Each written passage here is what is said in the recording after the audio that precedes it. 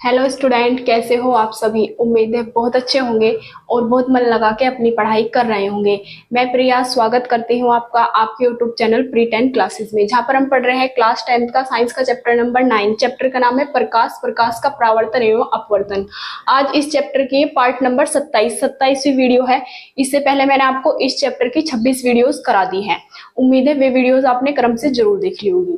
तो आज हमारे क्या चलने वाले एनसीईआरटी प्रश्न। कुछ एनसीईआरटी प्रश्न मैंने पिछली वीडियो में भी कराए थे, तो वहां पे मैंने आपको 4 क्वेश्चन कराए थे। अब आज है हमारा क्वेश्चन नंबर 5। तो ये और ये दोनों न्यूमेरिकल है। वैसे मैंने आपको कहा था मैं आंकिक प्रश्न या न्यूमेरिकल आपको बाद में कराऊंगी, लेकिन जो एनसीईआरटी प्रश्न में आ रहे हैं वे साथ साथ करा दूंगी। जो एनसीईआरटी क्वेश्चन दिए हुए हमें वे न्यूमेरिकल तो हम साथ साथ करेंगे और फिर कुछ न्यूमेरिकल बाद में भी करेंगे। तो इसमें क्या दिया है, उत्तल लेंस की फोकस दूरी ज्ञात कीजिए। हमें उत्तल लेंस की फोकस दूरी ज्ञात करनी, उत्तल दर्पण सॉरी, तो यहाँ पे हम उत्तल दर्पण लिख देंगे। तो हमें इसकी फोकस दूरी f चाहिए और क्या दे रखा है, जिसकी वक्रता त्रिज्या 32 सेंटीमीटर है। वक्रता त्रिज्या क्या होती है, वक्रता त्रिज्या होती है कैपिटल R। ये दी हुई है हमें 32 सेंटीमीटर। अब ये उत्तल दर्पण है, हमने पढ़ा था उत्तल दर्पण की वक्रता त्रिज्या प्लस की होती है, तो हम प्लस की ही लिखेंगे, माइनस की नहीं लिखेंगे। अब हमें फोकस दूरी निकालनी है। हमें सूत्र पता है F बराबर R/2। R की वैल्यू कितनी दी है हमें, 32/2। अब इसे हम 2 से काट देंगे, 2 एकम 2 और ये हो गए 12, 2 छिक 12। तो F की वैल्यू कितनी आ गई, 16 सेंटीमीटर। तो फोकस दूरी क्या होती है, वक्रता त्रिज्या की आधी। अगर वक्रता त्रिज्या 32 है तो फोकस दूरी होगी 32 का आधा 16, तो 16 सेंटीमीटर। अब क्वेश्चन नंबर 6 देख लेते हैं। इसमें क्या कहा है, कोई उत्तल दर्पण अपने सामने अवतल दर्पण। सबसे पहले हम यहाँ पे लिखेंगे अवतल दर्पण। अवतल दर्पण हमने इस वजह से लिखा है, जो हम चिन्ह परिपाटी इनके छाटेंगे इनके हिसाब से छाटेंगे कि अवतल दर्पण है। अपने सामने 10 सेंटीमीटर दूर पर रखी किसी बिंब, बिंब किसे कहते हैं, वस्तु को, का 3 गुना आवर्धित बड़ा वास्तविक प्रतिबिंब बनाता है। प्रतिबिंब दर्पण से कितनी दूरी पर है। तो हमें दिया क्या हुआ है, हमें दिया हुआ है कि अवतल दर्पण अपने सामने 10 सेंटीमीटर दूरी पर रखे किसी बिंब। तो हमें वस्तु की दूरी दी है, किसकी दूरी दी है, वस्तु की दूरी। वस्तु की दूरी को हम किससे लिखते हैं, u से। तो u का मान तो कितना दे दिया हमें, 10 सेंटीमीटर। आगे क्या कहा है, का 3 गुना आवर्धित बड़ा वास्तविक प्रतिबिंब बनाता है। इसका मतलब क्या है, 3 गुना आवर्धित प्रतिबिंब, इसका मतलब है जो प्रतिबिंब है ना वो वस्तु से 3 गुना लंबा है, मतलब आवर्धन यहाँ पे 3 है। अगर हमारी वस्तु 1 सेंटीमीटर की है तो जो प्रतिबिंब बनेगा वो कैसा बनेगा, वास्तविक है तो उल्टा बनेगा और बनेगा 3 सेंटीमीटर का वो। इसका मतलब ये है 3 गुना आवर्धित। 3 गुना आवर्धित का मतलब है अगर वस्तु 1 सेंटीमीटर है तो प्रतिबिंब 3 सेंटीमीटर लंबा होगा। तो हमें दिया क्या हुआ है, यहाँ पे आवर्धन दिया हुआ है, आवर्धन। और आवर्धन किसे कहते हैं, m को। इसका मान दिया हमें 3 सेंटीमीटर, सॉरी इसका कोई मात्रक नहीं होता, 3 दिया है। और यहाँ पे माइनस आएगा। माइनस क्यों आएगा, क्योंकि प्रतिबिंब कैसा है, वास्तविक। मैंने आपको बताया था अगर प्रतिबिंब वास्तविक और उल्टा होगा तो आवर्धन माइनस में होगा, और अगर प्रतिबिंब आभासी व सीधा होगा तो आवर्धन प्लस में होगा। तो यहाँ पे हम लिख देंगे चूंकि प्रतिबिंब वास्तविक है, प्रतिबिंब वास्तविक है, इस वजह से ये है। हमें पूछा क्या है, हमसे पूछा है प्रतिबिंब दर्पण से कितनी दूरी पर है, मतलब प्रतिबिंब दर्पण से कितनी दूरी पर है। हमें प्रतिबिंब की दूरी पूछी है। प्रतिबिंब की दूरी किसे कहते हैं, v को। प्रतिबिंब की दूरी v हमें निकालना है। अब इसके लिए हमें एक सूत्र पढ़ा था हमने आवर्धन का, m बराबर क्या होता है हमारा, -v/u। ये सूत्र लगा देंगे हम।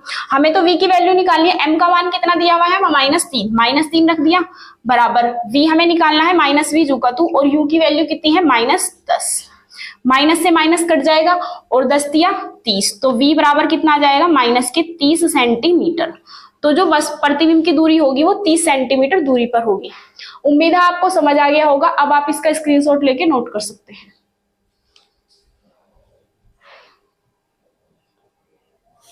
अब हम आगे देखने वाले हैं क्वेश्चन नंबर 7। क्वेश्चन नंबर 7 में हमें क्या कहा है, वायु में गमन करती प्रकाश की किरण, जल में तिरछी प्रवेश करती है, क्या प्रकाश किरण अभिलंब की ओर झुकेगी अथवा अभिलंब से दूर हटेगी, और हटेगी अगर झुकेगी तो क्यों झुकेगी, और अभिलंब से दूर हटेगी तो क्यों हटेगी, हमें कारण भी देना है। तो इसमें देखो क्या कहा है, वायु में गमन करती प्रकाश की किरण। आप ये मानो जैसे कि हमारे माध्यम हमने आपको दो बताए थे, एक विरल माध्यम एक सघन माध्यम। हमने ये प्रकाश की किरण वायु से आ रही है, कहां से आ रही है, वायु से। उसने कहा है ना वायु में गमन करती प्रकाश की किरण जल में तिरछी प्रवेश करती है, नीचे क्या है, जल। अब मैंने आपको बताया था जो दो माध्यम दिए हैं, एक तो हमें वायु दिया है, एक हमें जल। तो वायु के कण तो होते हैं दूर दूर और जल के कण होते हैं पास पास। तो इसलिए जो हमारा जल है, जल कौन सा माध्यम हो गया, सघन इसकी अपेक्षा, और ये कौन सा माध्यम हो गया, विरल। अब हमने क्या पढ़ा था, जब प्रकाश की किरण विरल माध्यम से सघन माध्यम में जाती है तो अभिलंब की ओर झुक जाती है। ये हल्का व्यक्ति है, ये भारी व्यक्ति है, मैंने आपको बताया था भारी व्यक्ति के सामने सब व्यक्ति झुकते हैं ना, तो ये आएगा प्रकाश की किरण इस टाइप से और अभिलंब की ओर झुक जाएगी इस तरीके से। तो हमें आंसर में क्या लिखना है कि प्रकाश की किरण अभिलंब की ओर झुकेगी, अभिलंब की ओर झुक गई है। तो हम लिखेंगे प्रकाश की किरण अभिलंब की ओर, अभिलंब की ओर झुकेगी। झुकेगी बता दिया, फिर हमें बताना है क्यों। तो हम लिखेंगे क्योंकि जल वायु की अपेक्षा सघन माध्यम है, क्योंकि जल वायु की अपेक्षा, वायु की अपेक्षा सघन माध्यम है, सघन माध्यम है। वायु के कण दूर दूर है तो ये विरल माध्यम है, और जल के कण पास पास है, सघन माध्यम है। तो इसमें आने पर क्या होगी, प्रकाश की मतलब अभिलंब की ओर झुकेगी प्रकाश की किरण। वायु अपेक्षा सघन माध्यम है, अतः प्रकाश की किरण, प्रकाश की किरण विरल माध्यम से सघन माध्यम में जाने पर, विरल माध्यम से सघन माध्यम में जाने पर, में जाने पर अभिलंब की ओर झुकती है, अभिलंब की ओर, की ओर झुकती है। ये बात आप मेरे साथ साथ भी नोट कर सकते हो, क्वेश्चन पहले लिख लिया करो, आपकी बुक में भी दिए हुए हैं क्वेश्चन, मेरे साथ भी लिख सकते हो, मैं समझा पहले देती हूँ। अब ये क्वेश्चन देखो, ये न्यूमेरिकल है, इसमें क्या कहा है, प्रकाश वायु से 1.50 अपवर्तनांक की कांच की प्लेट, एक कांच की प्लेट है और उसका अपवर्तनांक दिया हमें, कांच की प्लेट का क्या दे रखा है, अपवर्तनांक। अपवर्तनांक को हम किससे लिखते हैं, n से। n की वैल्यू है 1.50। अपवर्तनांक का भी कोई मात्रक नहीं होता, मतलब यहाँ पे मीटर सेंटीमीटर ऐसा कुछ नहीं होता। कांच की प्लेट में प्रवेश करती है, कांच में प्रकाश की चाल कितनी होगी, हमें कांच में प्रकाश की चाल पूछी है। कांच में, कांच क्या है यहाँ पे, माध्यम, तो माध्यम में प्रकाश की चाल उसको हम कहते हैं v, प्रकाश की चाल, ये हमें v पूछा गया है। निर्वात में प्रकाश की चाल 3 × 10⁸ मीटर प्रति सेकंड है, ये आपको याद भी होनी चाहिए। निर्वात में प्रकाश की चाल को हम c से लिखते हैं, तो हम यहाँ पे लिखेंगे, हमें दिया हुआ है निर्वात में प्रकाश की चाल, निर्वात में प्रकाश की चाल c बराबर 3 × 10⁸ मीटर पर सेकंड। हमें v निकालना है, हमने सूत्र पढ़ा था, यहाँ पे कर देती हूं मैं कैलकुलेशन, आपको इसे इसके नीचे ही लिखना है, n बराबर c/v से, ये हमारा सूत्र है। हमें वैल्यू v की निकालनी है, तो v को वहां ले जाएंगे, n को यहाँ पे ले आएंगे, तो v बराबर c/n। c की वैल्यू कितनी है, 3 × 10⁸ और n की वैल्यू 1.50।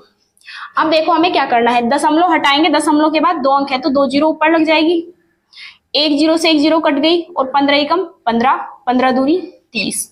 तो हमारा v का मान कितना आ जाएगा, 2 गुना 10 की घात 8, 2 गुना 10 की घात 8, मात्रक वही रहेगा जो इसका था, मीटर पर सेकंड। उम्मीद है आपको समझ आ गया होगा। अब आप इसका स्क्रीनशॉट लेके नोट कर सकते हैं।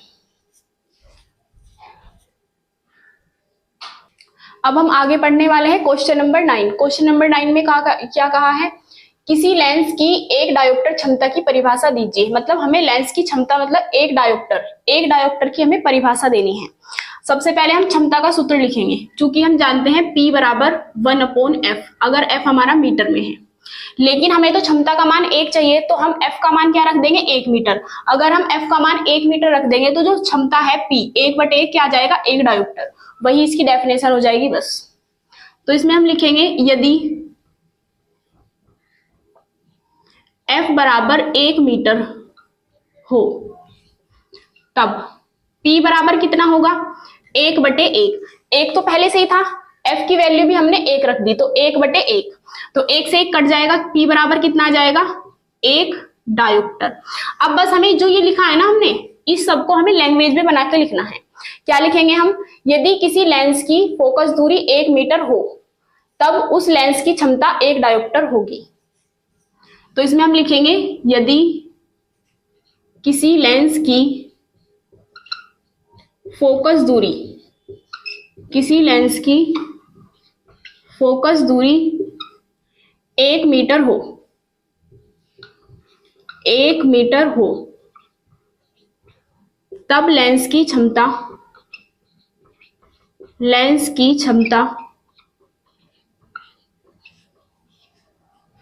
1 डायोप्टर होगी।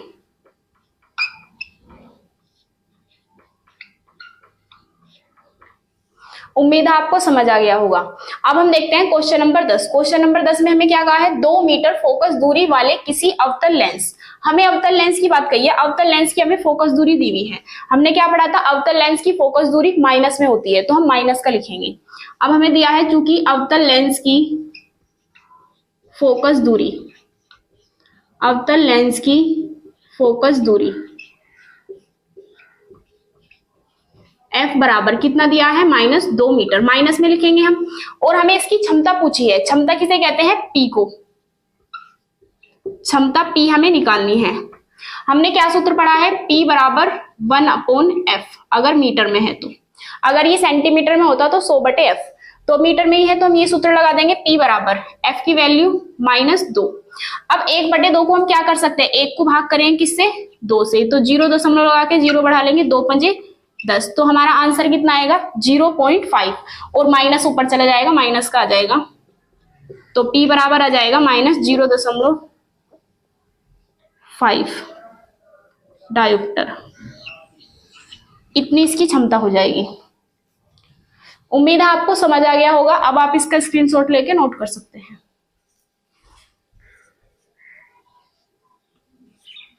अब हम देखने वाले हैं क्वेश्चन नंबर 11। इसमें क्या कहा हमें, कोई उत्तल लेंस की सुई का वास्तविक तथा उल्टा प्रतिबिंब उस लेंस से 50 सेंटीमीटर दूरी पर बनता है। देखो, जब भी हम न्यूमेरिकल करते हैं ना, सबसे पहले हमें ये लिखना होता है कि उत्तल लेंस की बात हुई है या अवतल लेंस की, उत्तल दर्पण की बात हुई है अवतल दर्पण की, क्योंकि हमें चिन्ह परिपाटी उसी के अनुसार लगाना होता है। तो यहाँ उत्तल लेंस की बात हुई है, सबसे पहले हम लिख देंगे उत्तल लेंस। आगे क्या दिया है, उत्तल लेंस की सुई का वास्तविक तथा उल्टा प्रतिबिंब उस लेंस से 50 सेंटीमीटर दूरी पर बनता है। तो क्या दिया हमें, प्रतिबिंब की दूरी, और प्रतिबिंब की दूरी को हम किससे लिखते हैं, v से। तो हमें दी हुई है प्रतिबिंब की दूरी v। अब इसमें हम उत्तल लेंस में भी प्लस का लिखते हैं या माइनस का, तो प्लस का लिखते हैं, चिन्ह परिपाठी में बताया हुआ है 50 सेंटीमीटर। यह सुई उत्तल लेंस के सामने कहाँ रखी है, सुई मतलब हमें किसकी दूरी पूछी है, उसने वस्तु की दूरी, क्योंकि सुई क्या है यहाँ पे, वस्तु। यदि प्रतिबिंब उसी साइज का बन रहा है, यदि उसी साइज का बन रहा है जिस साइज की वस्तु है, मतलब जैसे कि अगर सुई की लंबाई इतनी है तो प्रतिबिंब भी इतना ही बन रहा है, उसी साइज का, उल्टा या सीधा बनेगा वो बताएगा जो, तो उसी साइज का बनना है सेम प्रतिबिंब भी। तो ये हम कब होता है सेम साइज का, अगर वस्तु के साइज का ही प्रतिबिंब है तो वहां पे आवर्धन 1 होता है। जब भी कभी ये कहेगा कि इतना ही प्रतिबिंब है और इतनी ही वस्तु है, साइज दोनों का समान है, तो वहां पे आवर्धन m बराबर 1 होता है।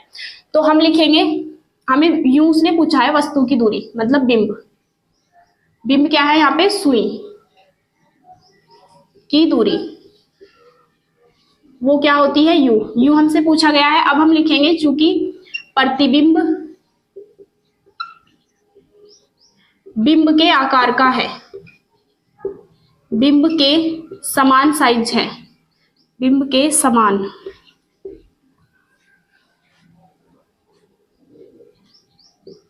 साइज का है, अगर ऐसा है तो क्या होगा, तब m बराबर 1 होगा। m बराबर 1 होगा। आगे क्या पूछा है उसने हमसे, लेंस की क्षमता। क्षमता क्या होती है, p। एक हमसे p पूछा गया है। अब इसमें हम कौन सा सूत्र लगाएंगे, हमें क्षमता के लिए चाहिए p बराबर 1/f। हमें f भी निकालना है, तो f के लिए हमें क्या चाहिए, u और v। v हमें दिया हुआ है, पहले हम u निकालेंगे। अब हमें आवर्धन का सूत्र पता है, m बराबर प्लस का ही आता है यहाँ पे v/u, क्योंकि ये लेंस है। दर्पण में आवर्धन में यहाँ माइनस लगा देते हैं हम। अब हम लिखेंगे m की वैल्यू कितनी है, 1, तो 1 रख देंगे। और v की वैल्यू कितनी है, 50। और u की वैल्यू कितनी है, नहीं पता, u हम निकाल देंगे। u को एक में गुना करेंगे तो u हो जाएगा, तो u बराबर कितना आ जाएगा, 50 सेंटीमीटर। अब हमें क्या निकालने हैं, अब हमें निकालनी है पहले फोकस दूरी। अब हम लिखेंगे फोकस दूरी का सूत्र, 1/f बराबर 1/v माइनस 1/u। लेंस के लिए माइनस आता है, दर्पण के लिए प्लस आता है। तो 1/f बराबर v की वैल्यू भी 50 और माइनस u की वैल्यू -50। u की वैल्यू तो माइनस में होती है, यहाँ पे माइनस में आएगा इसकी वैल्यू u की। v की वैल्यू कितनी थी हमारी, 50। u की वैल्यू हम माइनस में ही लिखेंगे क्योंकि माइनस में ही आती है। तो ये माइनस माइनस प्लस हो जाएगा, 1/f बराबर 1/50 और प्लस 1/50। एलसीएम कितना ले लिया इसका हमने, 50।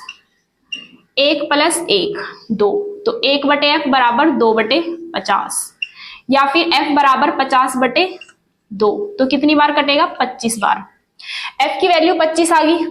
अब मैं क्षमता इधर कर देती हूँ, f बराबर हम लिख देंगे 25 सेंटीमीटर। ये आपको इसके नीचे लिखना है क्षमता वाला। अब हम लिखेंगे चूंकि p बराबर 1/f। अब f हमें किस में दे रखा है, सेंटीमीटर में। इसमें दिया है सेंटीमीटर, मीटर में बदलना है तो हम यहाँ पे क्या लिखेंगे, 100। अगर ये सेंटीमीटर में है तो सूत्र लिखेंगे 100/f। तो p बराबर 100/f की वैल्यू कितनी है, 25, तो यहाँ पे रख देंगे 25, 25 का 100, तो p बराबर 4 डायोप्टर। ये आ जाएगी हमारी लेंस की क्षमता। उम्मीद है आपको समझ आ गया होगा। अब आप इसका स्क्रीनशॉट लेके नोट कर सकते हैं। और अगर चैनल पर आप नए आए हैं तो चैनल को सब्सक्राइब जरूर कर लीजिए। एनसीईआरटी क्वेश्चन की 2 वीडियोस और रह जाएगी, उसके बाद आगे पर फिर हमारा चैप्टर समाप्त हो जाएगा। अब आप इसे नोट कर सकते हैं।